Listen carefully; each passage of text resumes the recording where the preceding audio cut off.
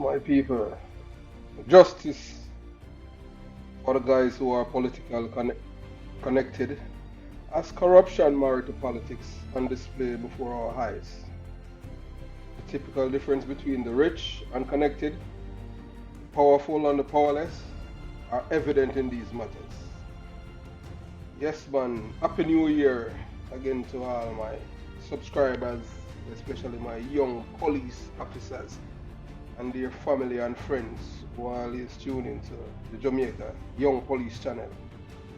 We're an experienced and certified detective of the Jamaica Constabulary Force is about to educate you the facts and not propaganda or hyperbole for the government or its minions. I hate criminals with a passion and their supporters. Also, the thieving police officers. Yes, I do believe that every criminals must live in fear for their life and not the law-abiding citizens. I do believe in preemptive strikes against criminals. There are no such thing named extrajudicial killing. It should be called self-defense because you are preventing the suspect from carrying out his actions of killing other citizens of Jamaica and visitors alike. Today is Saturday, January 1st, 2022, which is a new year, at about 5 p.m. my time, and the Jamaica Constabulary Force, unfortunately, I have to report to you guys, is more corrupt now, today, January 1st, 2022, than any other time in our nation's history. Most subscribers and viewers would have known of me as a former detective constable of the Jamaica Constabulary Force for over 17 years, 3 months, 3 weeks, and 3 days as a no-nonsense police officers who hated corrupt police officers. I do believe that police officers must make money, but they must not rob or extort the citizens that they are sworn to protect. And that kind of behavior is criminal. And that's the reason why I am one of the most hated former police officer of the Jamaica Constabulary Force. Because I hate thief in police. Period. I don't care who's the guy, if you even related to me. You understand? I have a cousin who used to be in Clarendon, yeah, and the late Light Scott saved his life, and he's a thief. He lives in West Palm Beach. He was a police officer. I haven't spoken to him for over 13 years because he's a thief, and I told him that. You understand? He was arrested and charged along with an ex-cadet who was there with me at the police academy, and I told him that he's a thief. You understand? So I don't like thieving police officer, period. So for the third time in our nation's history, I'm talking about Jamaica. We have a former member of the Jamaica Defense Force who's leading the police force in Jamaica, not because he's competent or he's a certified police officer, but because he's a JLP LGBTQ plus party member of the reigning government. So that's one of the reasons for you young police officers for leaving the police force. The appointment of Anthony Anderson has brought a new form of corruption to the police force, in that he brought a man from the army who was an enlisted member of the Jamaica Defense Force and turned that enlisted man into a gazette officer in the police force. Where else in the world could that happen? Only in the criminal's paradise, Jamaica. You understand? So we have decent, honest, ethical, hard-working police officers who are constables for 14 years, 15 years, 16, 17, 18, even 20 years, who are not thieves, who are not being accused of being thieves, who are not wasters, but because they are not connected politically. You understand? This man was able to change the rules for himself and a subordinate to become a member of the police force with no police certification, none whatsoever, no police certification.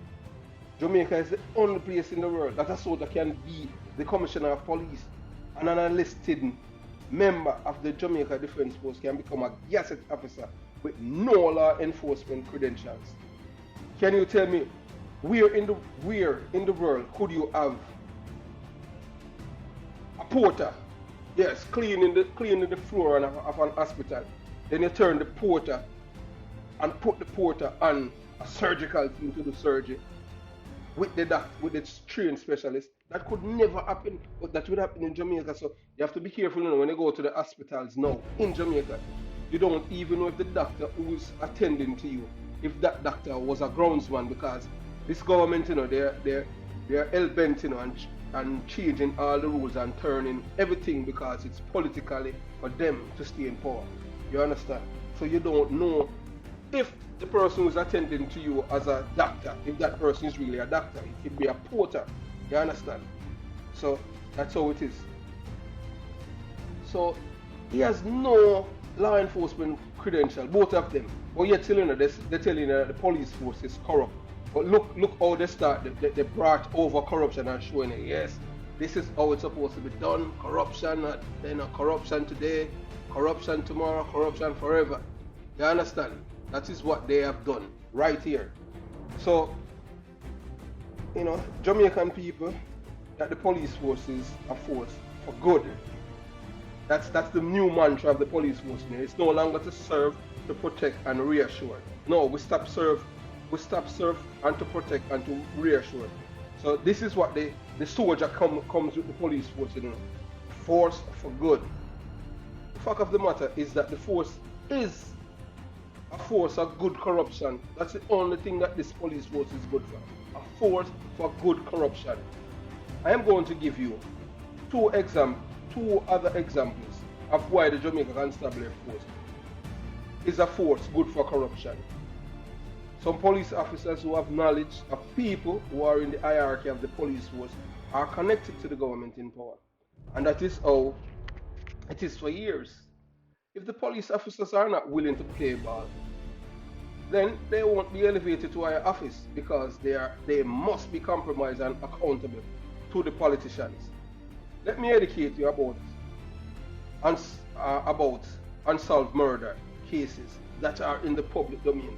And the murderers are walking freely as if they have immunity from prosecution. The justice system worldwide works well most of the times, and the people who commit crime do serve sentence, but not in Jamaica. The rule should be as simple as if someone commits a crime like murder, especially when that murder is particularly vicious, they should be locked inside the prison walls for a long time. But some find a way and slip through the cracks, sometimes due to political allegiances, occasionally due to corrupt police department, due to corrupt judges who are on the take and who are beholden to politicians for their judges' appointment, and police department, especially the Jamaica Constabulary Force, which is now compromised and has been run by one of the most corrupt persons who has ever sitting in the seat of the Commissioner of Police, Major Anthony Anderson, who has no business being there, but because he's a JLP, LGBTQ plus party activist. You understand? After doing so much damage to society, these terrifying killers walk free among innocent citizens, civilians. On September 30th, 2016, a man by the name of Jermaine Jr.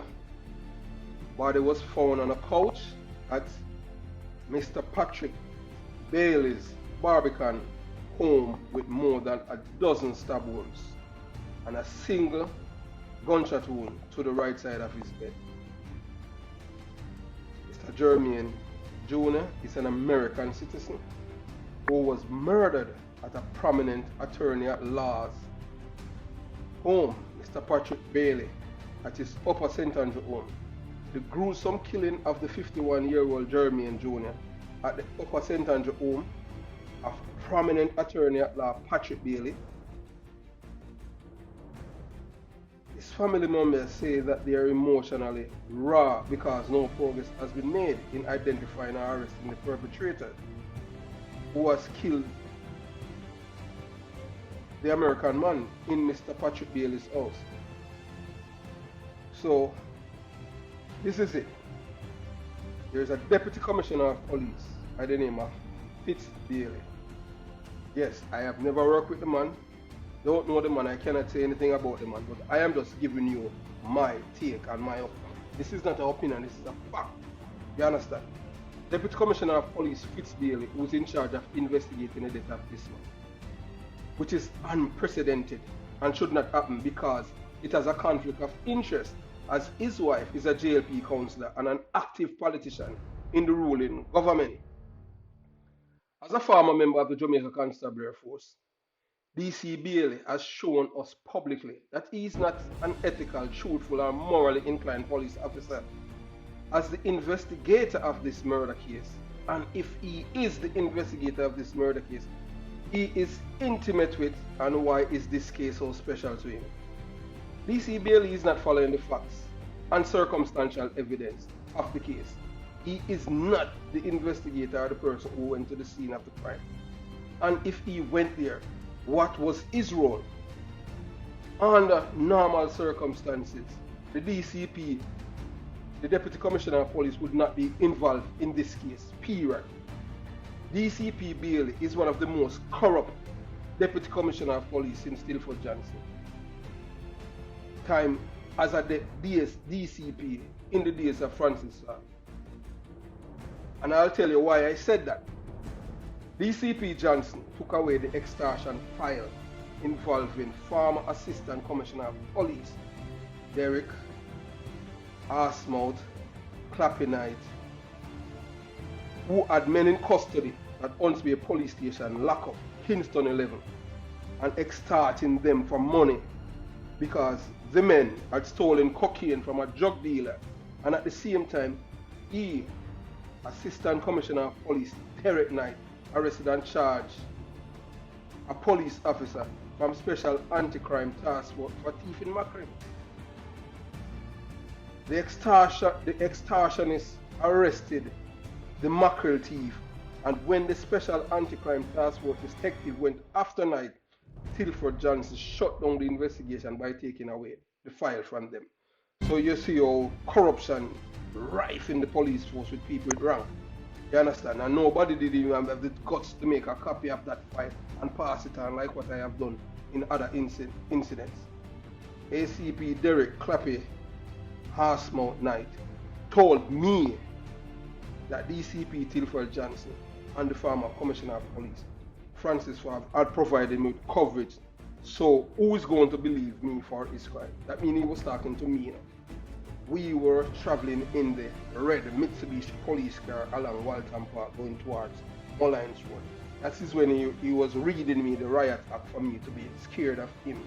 You understand? And his friend Donovan Okan and the other thieving police officers. In which I responded in kind and let him know what time it is with me, because I am not afraid of dying. But to show you the corruption when it comes on to people in the police also to protect the corruptors. So DCP Bailey has successfully covered up this murder along with the various media houses in Jamaica.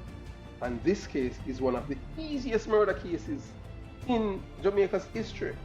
Any detective constable could arrest and charge Mr. Patrick Bailey for murder based on the evidence. Mr. Bailey can lie all he wants and all he can do. But if he has a conscience, he knows that he should be in jail for the death of this man. No one is above the law. No one. But in Jamaica, some people are above the law. The murderer is walking scot-free because he has immunity from prosecution. And if the police officers in the police force weren't compromising and indebted to these people, Patrick Bailey could not be walking around scot-free for this case, because there's no way that two people could be in a house and one is dead and the other was sleeping, which is nonsense and not logical. You understand? And the one who was sleeping woke up and saw that the other person is dead, and there was no breaking and entering. You understand? No breaking and entering, nothing. So how did this man die? What, you want to tell us that there was some outside forces that we cannot see that killed this man? I want you to pay special attention to what I am about to tell you guys about circumstantial evidence. This is what I was taught when I was at the academy over 33 years ago. And I want you to listen, Jamaican people, even the low IQ people, and you must can infer and have common sense to think. You understand? Circumstantial evidence in law is not drawn from direct observation of fact in issue. If a witness testifies that he saw a defendant fire a bullet into the body of a person who then died, this is a direct testimony of material fact in the murder. The only question is whether the witness is telling the truth. And you know, in Jamaica, everybody a liar, even people in them witness skills. That's how it is in Jamaica, because there are people who are known to be liars. You understand? Especially when they come out to police. We tell the people, them tell life on police as if it's nothing and they are being rewarded, no punishment. You understand what I'm saying? That's how it is in Jamaica. If, however, the witness can testify only that he arrived on the scene later and to see the house intact, there is no breaking and entering to the house, and the deceased, Mr. Junior body, and the only survivor at the scene is Mr. Patrick Bailey. I want you people to listen in. I am talking to you as a detective, a police investigator. You understand? Listen again, you know. Mr. Junior's body and the only survivor at the scene are Mr. Patrick Bailey. One can infer that the evidence is circumstantial because there were no other person in the house. According to Mr. Bailey, of course, the notion that one cannot be convicted on circumstantial evidence is false. So what Mr. DCP Fitzbailey is telling the Jamaican people is lies. Mr. Bailey can be convicted for this murder. There is no breaking and entering. Easiest case. Just think. Any idiot can think through that. Two persons in a house. The house is securely locked. There's no breaking and entering. Somebody was stabbed 12 times and shot one time. And the only person who is present and still there is the surviving person. That person is the only person who knows who killed that man. Because that person either let in the murderer or murderers to kill the man, then he closed the door and went back to sleep, or he's the person who killed the same man. You understand? Most criminal convictions are based on circumstantial evidence, although it must be adequate to meet established standard of proof. The killing of Mr. Junior is a great example of circumstantial evidence, and the prosecutor would rely on the investigator's testimony, which would seal the case, because the investigator who visit the scene, all he has to do is to give a full account of the murder scene, of what happened when he went there. Two body was there. Two person is there. One person is dead and the other person is alive. There is no breaking and entering, and not because they don't find the murder weapon, that doesn't mean that the murderer get away. So Mr. Patrick Bailey, he is to be charged of murder. If he wants to wiggle out of it then and says the umbrella gang from Portmore is involved, then he has to give up the name of the person who is involved in that murder. You understand? So that's example number one. Well, as you know, Jamaican people have short attention span. So I'll have to stop this video right here, and then I'll give you a part 2 of it to show you that the police force is now corrupted more than ever in the history of Jamaica. Thanks for watching the Jamaica Young Police channel. Stay tuned for part 2 of this video. Have yourself a blessed day and Happy New Year again. All the best to you and your family. And remember to please like, share, and subscribe to the channel. Hey look, we are not here about reading news, we are here about facts. You understand? So we tell you from our perspective. of what is happening or what has happened. For yourself, happy new year again. Peace.